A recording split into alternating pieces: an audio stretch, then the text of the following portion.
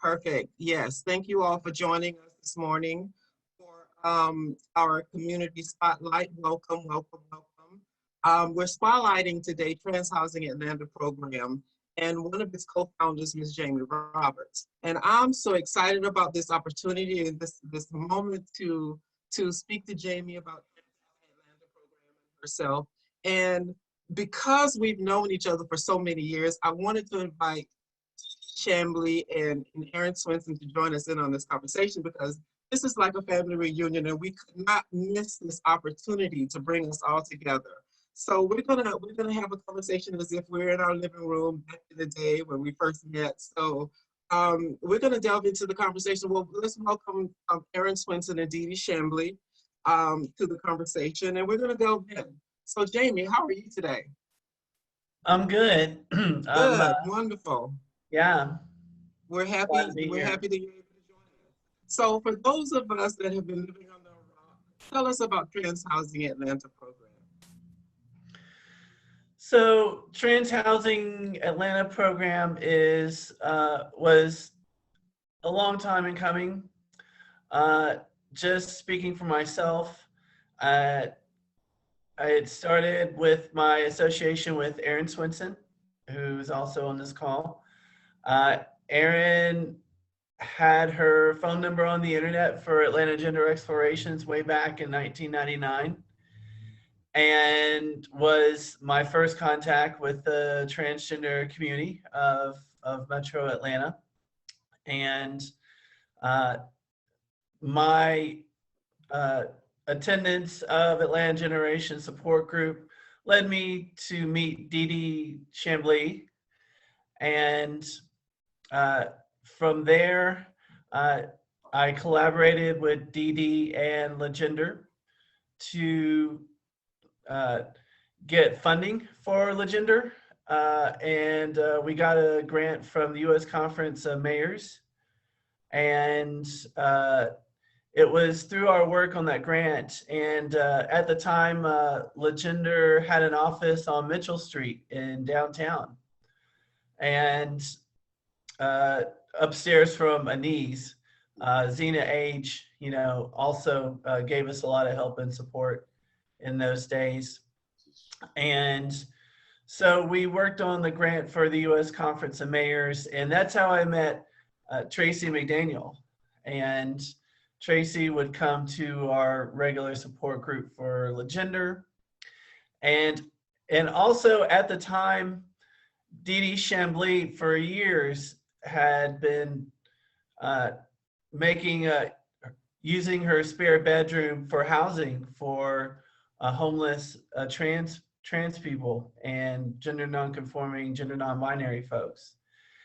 And we also at the time met Cheryl Courtney Evans, was also very involved in Legender. And having a struggle with the Midtown Alliance. She lived in Midtown and she was getting profiled by the fake cops that the Midtown Alliance used to try to get trans sex workers and just trans people in general out of Midtown. Those were the days when Backstreet was open and the Armory and Juniper Street was very different than what it is now. Yes, yes. Yes, a little more. You mentioned Cheryl Courtney Evans. We must say rest in peace, Cheryl Courtney Evans. Cheryl Courtney Evans was one of the other co-founders of Trans Housing Atlanta program. And most people do not know this. Cheryl is the person that came up with the new Trans Housing Atlanta program. So we must say thank you to Cheryl Courtney Evans, and we want to always remember her and include her. Aaron or Dee, do you have a question for Jamie? Yes, Jamie. Your career as an attorney, as a law professional, has blossomed into you doing this. So I want to know what was the catalyst that took you into the housing part of this movement. Yeah, and it was it was my experience with Legender was certainly a big part of it. And also the fact that I got calls, Tracee got calls, you got calls, Cheryl got calls, Aaron got calls. We all got calls from trans folks who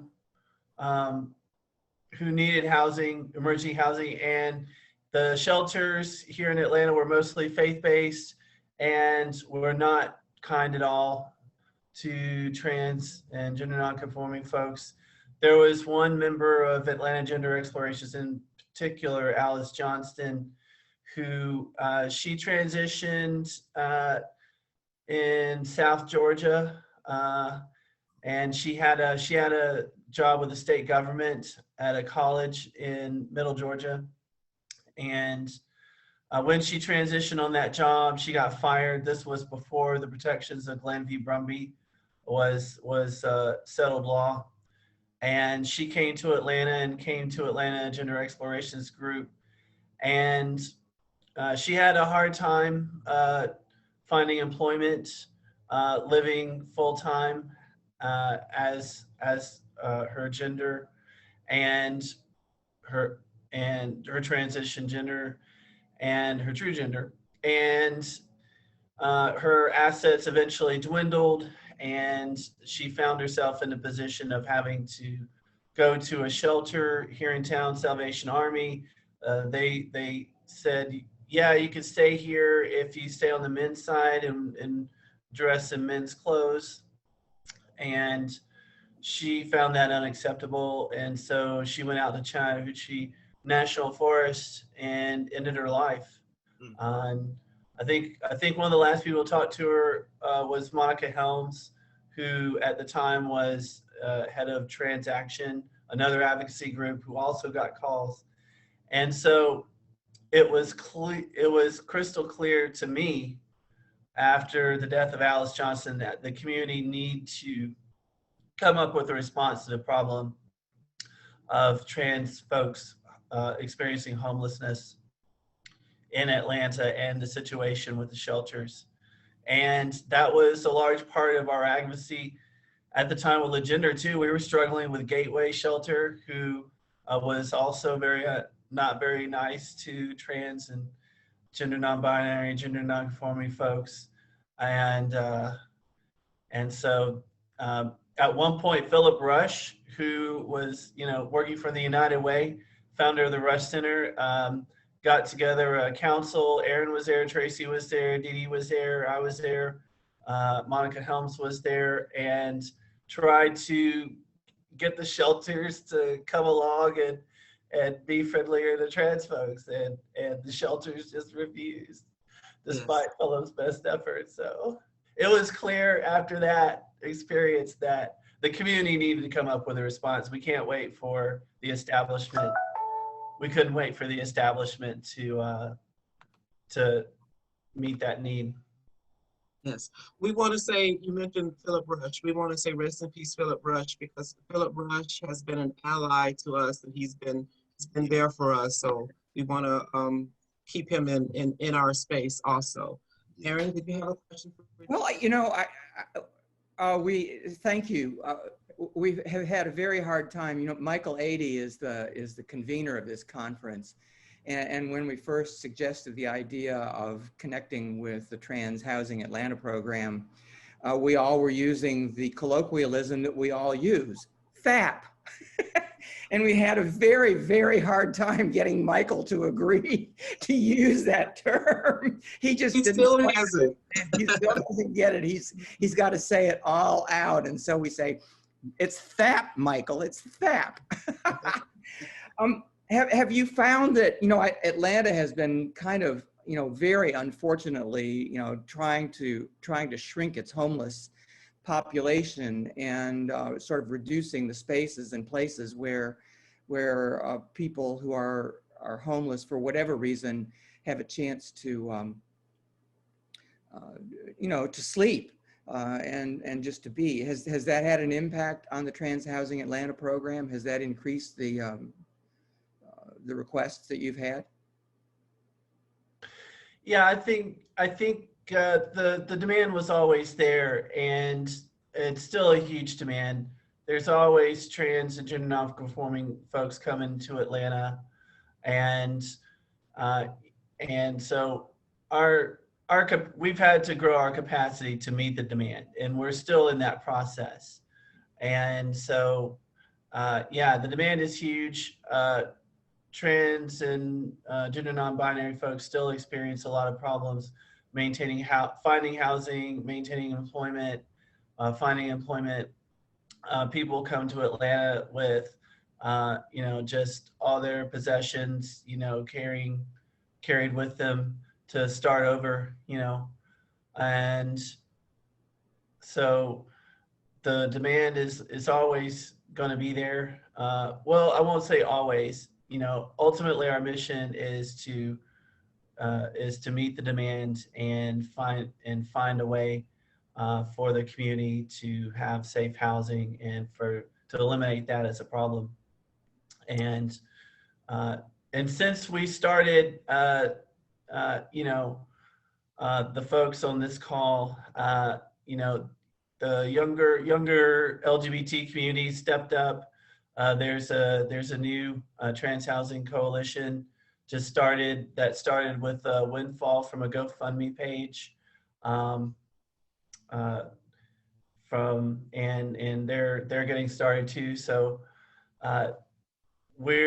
the idea of housing, specifically centering trans and gender non-binary folks, is catching on, and we very much look forward to a future where trans and gender non-binary folks in Atlanta don't have to worry about safe housing. Well, thank you. That actually leads me right into what else I was interested in, and wondered what the future holds for THAP.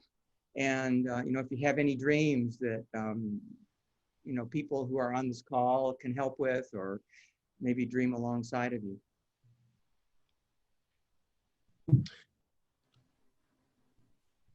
Yeah, and Tracee, feel free to chime in, but ultimately, we're pretty close to getting to the position where we're going to purchase our own property. It's going to be owned by the community, and it'll be the first of several, I'm sure. And so, I think eventually, we're going to be in coalition with other partners. Currently, we're in a coalition, Metro Atlanta Trans Housing Alliance, with Transforming and Zami Nobla, because the lack of affordable housing just isn't a problem and safe housing just isn't a problem for the trans community, but also LGBT communities, especially Black LGBT communities. And Zami Nobla centers Black lesbians, and Transforming centers Black trans men.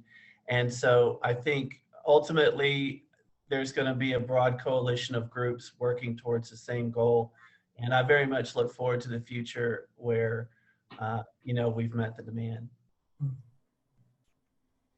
Thank you so much for your work. It has meant, I think of all the, when I came out back in the early 1990s, Atlanta had exactly 2 trans groups. One was for people who were engaging for surgery, for gender change, and the other was for cross-dressers.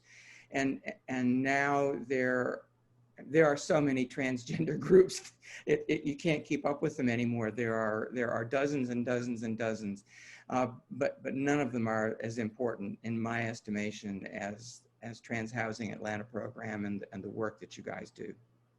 Oh, I totally agree, Aaron. And when Michael brought it to our attention that we would be sponsoring and supporting that, I didn't even give it a second thought. I said yes immediately, because the work, I found out, through experience, that housing was not my thing. Yes. But now that has been created, safety net is being built, with everyone pitching in, because it's just not something that one person or one organization can do. It's going to take the whole safety net of a whole lot of organizations to conquer this problem of homelessness.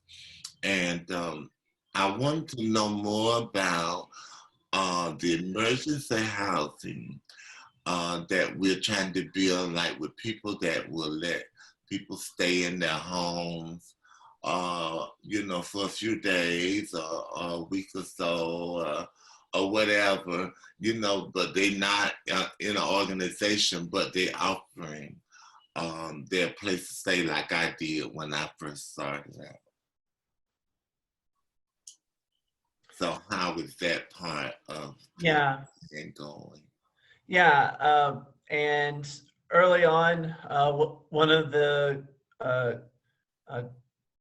early collaborators that was working with us, Cortez Wright, who's now with Trans Housing Coalition, created a Facebook page for FAP, where people trans and gender non-binary folks looking for housing can connect with other folks offering safe housing.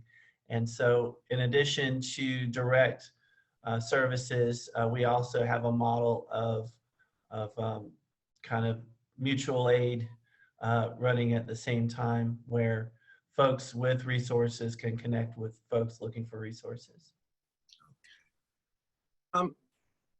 You know, as one of the co-founders of Trans Housing Atlanta program, it's we celebrate, you know, milestones, because back in the 80s when I moved to Atlanta, I wish there was a program like that that would be providing assistance to trans people. It would have made a big difference. So I think that it's very important that we celebrate FAP and we celebrate every milestone, every success that we have in housing, because we know how challenging housing is, and just meeting basic everyday needs for trans and gender non-conforming and non-binary people. So Jamie, I'd like to ask you a personal question. So tell us something about yourself that the public doesn't know. Ooh, okay, I gotta answer this question and then I gotta run, but gosh.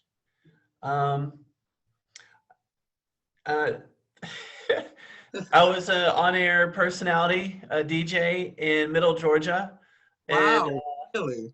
in my college years, and then after my college years, one of my first jobs was with a radio station in Milledgeville. The format it started out as like a alternative radio, kind of 99X kind of model, but then it transitioned to hot adult contemporary. So we went from playing Stone Temple Pilots to playing Madonna and PM Dawn. And I was an on-air personality for that. And I got fired from that job when the owner's son was running around making noise in the studio, and I was on the air, and I just reflexively told the child to shut up. And my boss was in the studio across the hall, and he heard it, and I was fired on the spot. Wow. Well, Jamie Roberts, thank you so much for that story, and thank you so much for your time and sharing with us. And I'm so happy that you're my partner in crime, and that you're here, and that we have the ability to all be here this morning to converse with each other. So thank you. We know you're a working woman, honey. You're a working girl, so you got to go and do what you got to do. So we want to say thank you, Jamie, for joining us. And you be safe and stay well and have a great day. And don't work too hard. Thank you. Thank you. Yes. Thank you. Tracee and Aaron. Yeah, that's great. Absolutely. Love you, Jamie. Love y'all too. Mwah. Bye. So I think this is the conversation where we take some questions. I think Cameron has some questions for us from the listening audience. Let's see here. Hi, Cameron. Hello. So no one has posted any questions yet. So Okay. you all can continue your conversation. And like I posted in the chat, if anyone has any questions, just send them to the chat and I'll bring them up and we'll work through them. Yes. All right. Perfect. So, hi, Michael. Thank you so much for joining us, Michael. We have to have a few words for our convenient. Can you speak with us? Unmute, Michael.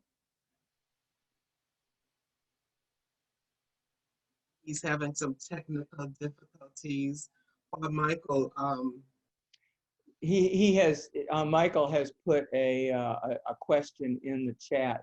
When will the FACT property be available for housing people? And I think and we need to clarify that FACT is currently housing people. It's just not in a property that they own. Is that correct? yes, DAP is currently housing people. We're working on a building plan now. So we're working to purchase our own building, and we want to make sure that we do it right. So we're just taking our time to raise the funds, and also hopefully we'll be in a position soon enough, um, um, especially after this pandemic is over, so we can continue to provide housing. Um, trans people have been affected by housing in a negative way forever. And this pandemic has just put a spotlight on how dire the situation is for most people. And then you add in trans and gender non-conforming and non-binary on top of that. It's a health issue. It's a public health issue that needs to be addressed. People need affordable housing. They need safe housing, in order to be able to live and pursue our liberty and justice. So I think that's very important, that we eventually get a building of our own, and hopefully that will happen soon. Can I ask you a question too? I am very aware of what's happening in Washington, and I know the Supreme Court made a very significant decision last year that said that people could not restrict transgender folks as well as LGBT folks in the area of employment, but they didn't say anything about housing. Is that correct? Not as far as I know, and we should be very concerned about the Supreme Court with everything, this nominee being pushed through. It's just hypocrisy at its finest. When President Obama had an opportunity to appoint someone to the Supreme Court, it was a big deal, and now it's the same situation, but we're in the midst of an election. So we have to be very concerned about the Supreme Court. We can't get comfortable. We can't, because they're still coming after us. So it's still possible that you could have a job as a transgender person, but not be able to find a place to live. It's just utterly ridiculous. Yeah, it's what it is. It's just ridiculous, and it's 2020. We still have this crazy conversations about this, about humanity, that it doesn't make any sense, but this is the world we live in. So what are we going to do except do what we can do and vote? Get out, get registered, vote early, have a plan, because honey, there are plans and shenanigans. I went out and I tried to vote. The polling place was closed. They had a note on the door says move to the Sam's Club next to Walmart. No address, no nothing. You have to drive around there. So it's just a mess. So if our votes don't count, then why are they trying so desperately to keep us from voting? So that's what we have the power to do. That's what we have. We have the power to elect officials that will support policy that will continue to treat trans and gender non-binary people with dignity and respect and the humanity that we reserve. Because we already see what we got in this administration. So definitely, military ban, and peace, so it's up to us to do what we have to do and get a plan and vote, And then, can you speak on about the some kind of decision HUD was trying to make for people can discriminate against people in this administration? shelters? Yes, yeah. This administration is coming after us. He's telling medical doctors, professionals not to treat us. It's okay if they don't treat us. He's telling shelters to discriminate against us. If we're out in the cold, we're homeless, we get kicked out of our homes, live in domestic violence situations, we can't even go to a shelter. So, it's like we're living some kind of Alice in Wonderland or something. Go ahead. you spoke of the public health and how it's a public health issue when people don't Yes, have housing. absolutely. Absolutely. If you don't have housing, how are you going to take care of yourself when you're sick? How are you going to take your medicine if you don't have a safe place to put your medication? You don't have a refrigerator if you have refrigerated medication. How are you going to provide yourself with a healthy meal? So housing, and as far as trans and gender nonconforming people are concerned, is my personal opinion, life is an intersectionality. Our life intersects with every part of humanity. Everything that affects humanity affects us. And for us to be discriminated against and oppressed the way we've been oppressed, and the truth that hasn't been told about who we really are, it's up to us to know who we really are. We're powerful parts of society. We're closer to God. There's a place that's been prepared for us. So, I mean, it's up to us to tell the truth, and that's why it's so exciting to have y'all here today, to have this conversation. I want to say with the OGs, honey, because we've been there, we've seen it all. And it's up to us. It's up to us to make it easier and make the pathway smoother for the next generation, because somebody did it for us. Would you say that a person being housed would decrease their risk of becoming HIV positive? Absolutely, because a lot of people do survival sex just to have a place to stay, just to have a warm bed to sleep in, a roof over their heads. And sometimes when you're doing stuff to survive, if someone says, "Well, I'll give you a little few more coins for whatever," do what you're gonna do to make sure you survive in that moment. So of course, and there's absolutely nothing wrong with survival sex, honey, because you gotta do what you gotta do. Because they're trying to beat us down at every turn. Our intimate partners are killing us and murdering us after they've been intimate with us, after they profess how much they love us, and then they trip in their brain because they can't understand why their manhood, or whatever they feel in their brain for loving us, for seeing our humanity, you know. So it's rough out here for us, no matter where we go. But however, we're resilient, and we will continue to survive. We've been here since reference to the eunuchs, so we're not going anywhere. So they need to stop tripping, honey. Stop perpetrating the fraud, because they know they love us. We're human beings. What's not lovable about us? So yes. Well, especially you. Oh, honey. And Dee Dee. So since we're all here, tell us what we hope for the future as far as housing, justice, equity for trans and gender non-conforming, non-binary people. What do y'all think?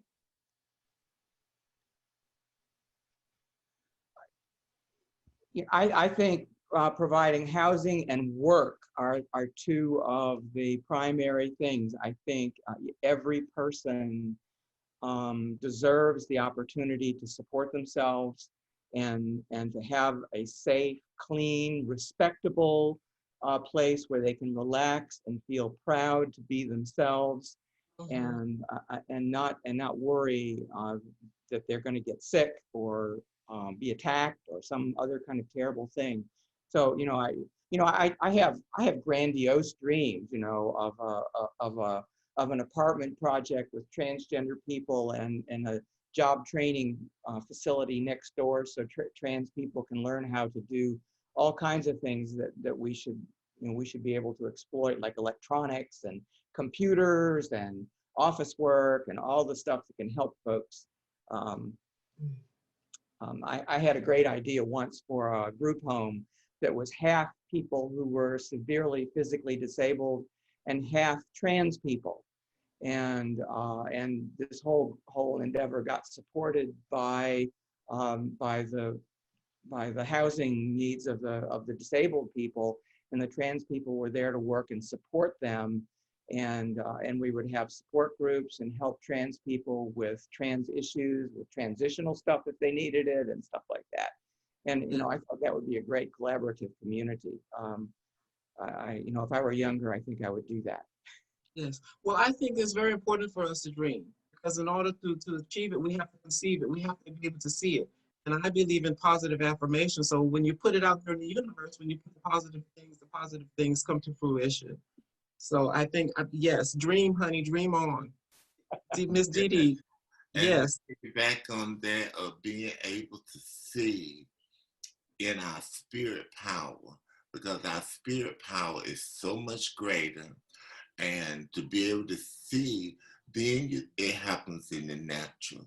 So the mental health of a person and the fifth and their spiritual health depends on how far they will go and Yes. how far we will go. Yes. Because, you know, we are so powerful. That's why we're being so oppressed, because they know that we have a special gift. Yes. Power, being born just the way we are. Yes. Absolutely. Absolutely. You know, the most powerful people are being oppressed. You know, throughout generations, throughout our history, women were oppressed. You know, because we were thought as property, and so it just goes to show the power in who we are. Once we see that and we recognize that, then we won't settle for less, and we won't stand in the background and go to the back of the line as they want us to do so. So I celebrate our power. I celebrate who we are, and the fact that they've tried to erase our true history throughout the years says a lot, you know, because once we learn our true history, then there's nothing that anyone else can say to us that's going to make us feel anything differently than the beautiful people, the necessary people that are a part of humanity, that are intended to be here. It wasn't no mistake that we're who we are. You know, it's everything is in divine order, and I truly believe that. And you know, so yes. So I hope that we can as far as the near future, get a new administration, get a new Congress, get some of these old fogies out that have been stuck in their ways, that say one thing out this side of their face and the next thing out their face, so we can start progressing, because this has been a year almost from hell, you know, with everything that's going on. Survivors, and we're going to get through this. We're just ready to stop living on the edge. Every time you turn around, every time this man says something out of his mouth, there's something going on that affects all of us. So I just hope that at some point we have someone that understands that their words are powerful, that they say mean something, and they will be considerate about what they're saying. So we're resilient, and we will survive this. And I want to, yes, Dee Dee. The resilience.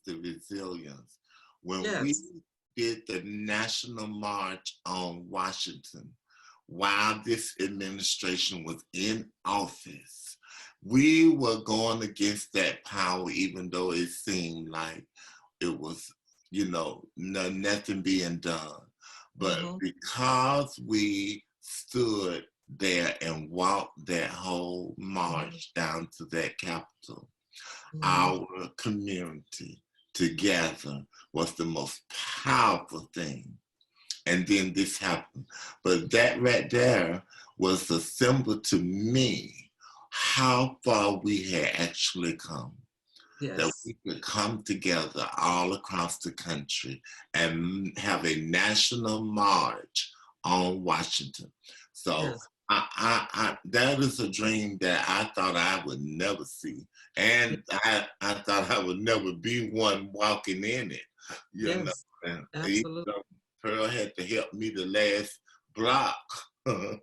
I was determined to make that whole march, you know, and walk down through there, because I didn't think that I would even live to see this day come. So, you made it to the end, and you saw what the end will be, honey. I've said it before. Our village lives, and it's up to us to show up for equality and equity. I understand if people don't want to be out there, people want to stay, their business is their business. I definitely understand that. However, personally, I feel that it's very, very important. So we're not there, and if we're not expressing, if they're not seeing our faces and knowing who we are, then we're not going to be included. We have to make sure that we're included, that we have a seat at the table, so our needs are met. So I just think it's very important, and that march was historical. It was an historical event, and I hope it will not be the last. Let's check in for time to see what time we have, because we have another event coming up. 11 8. I just checked in with Cameron, and he says we have we can close in about 3 minutes. Okay. Well, ladies, do you have any closing remarks? Anything that you'd like to leave with our viewers? Any words of encouragement, words of wisdom? Well, just for me, a gushing forth of thankfulness for this community and the opportunity to be with you all and to experience your passion and your energy and the ways in which you bounce back when things seem like they're gonna fall apart. It makes me feel very hopeful for the future, for the transgender community in Atlanta and everywhere else too. I think you know, there's a lot here that can serve as a model for other places, and I'm so thankful for you all and appreciate the work that you're doing. Ms. Dee Dee? I just want to thank God for all of you and for the experience of this journey that I've had with each and every one of you. You each have added a piece to my life that I could never ever replace, and that I'm grateful for, because there's no one like you.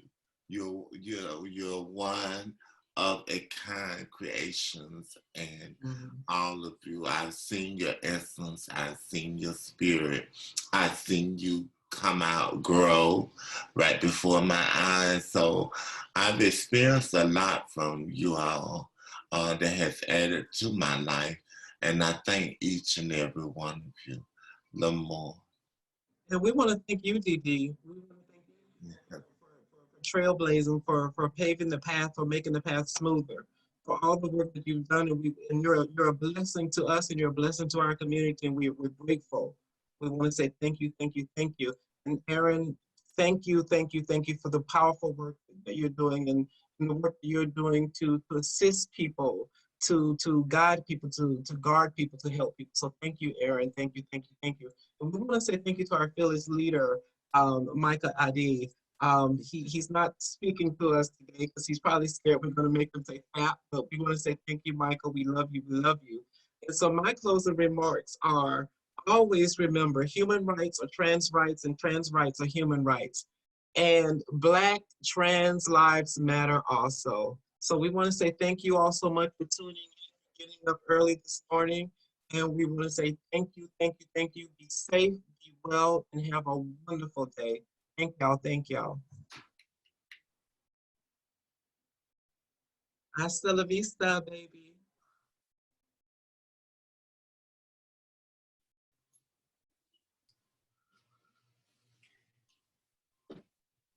Thanks, everyone. I just wanted to say that we've stopped the live stream now on Facebook.